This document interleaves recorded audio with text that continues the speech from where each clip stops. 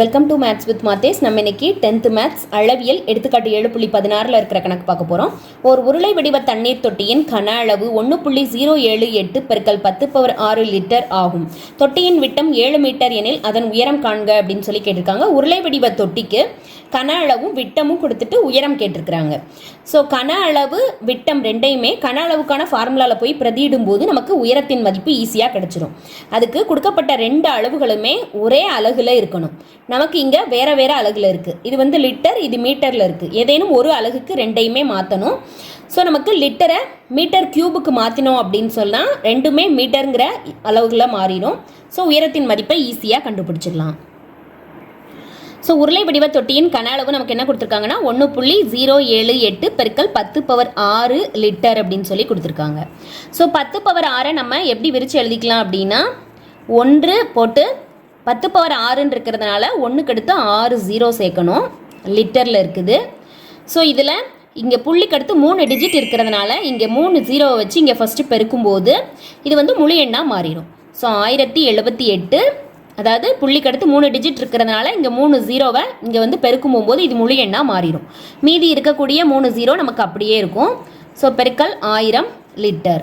நமக்கு 1 litre equal to 1/1000 metre cube அப்படின்னு சொல்லிட்டு ஃபார்முலா தெரியும். இந்த ஃபார்முலாவை பயன்படுத்தி லிட்டரை ஈஸியாக நம்ம மீட்டர் கியூபுக்கு மாற்றிடலாம்.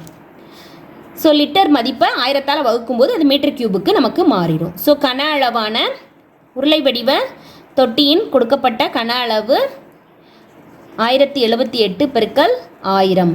இது லிட்டரில் இருக்குது. ஸோ இதை நம்ம 1000ஆல் வகுக்கணும். வகுக்கும்போது அது நமக்கு மீட்டர் கியூபுக்கு மாறிடும்.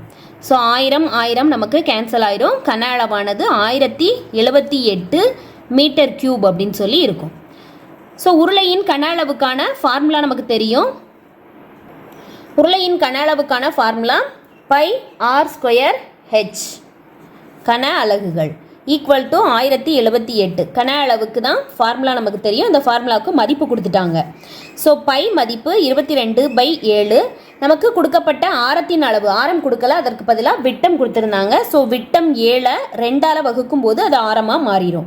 So 7/2 r². ஸோ 2 தடவை எழுதணும்.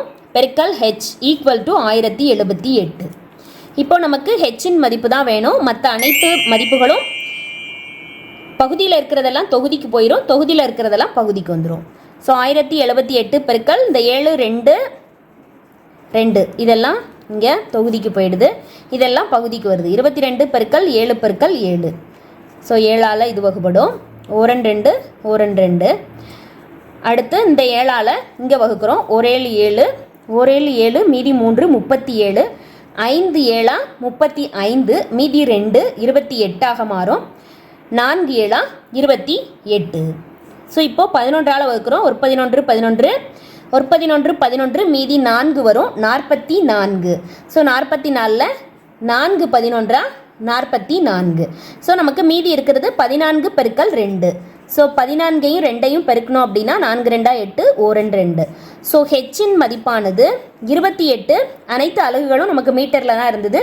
ஸோ உயரமும் நமக்கு மீட்டரில் தான் கிடைக்கும். ஸோ ஹெச்சின் மதிப்பானது நமக்கு 28 மீட்டர் அப்படின்னு சொல்லி கிடைச்சிருக்குது. நமக்கு கணக்கில் ஒரு உருளை வடிவ தண்ணீர் தொட்டிக்கு கன அளவும் விட்டமும் கொடுத்துருந்தாங்க, உயரம் கேட்டிருக்கிறாங்க. ஸோ கன அளவுக்கான ஃபார்முலாவில் கொடுக்கப்பட்ட கன அளவையும் விட்டத்தை 2ஆல் வகுக்கும்போது ஆரம் கிடைக்கும். இந்த லிட்டரை மீட்டர் கியூபுக்கு மாற்றிட்டு மதிப்புகளை நம்ம பிரதியிடுறோம். பிரதியிடும் போது ஹெச்சின் மதிப்பானது ஈஸியாக கிடச்சிருது.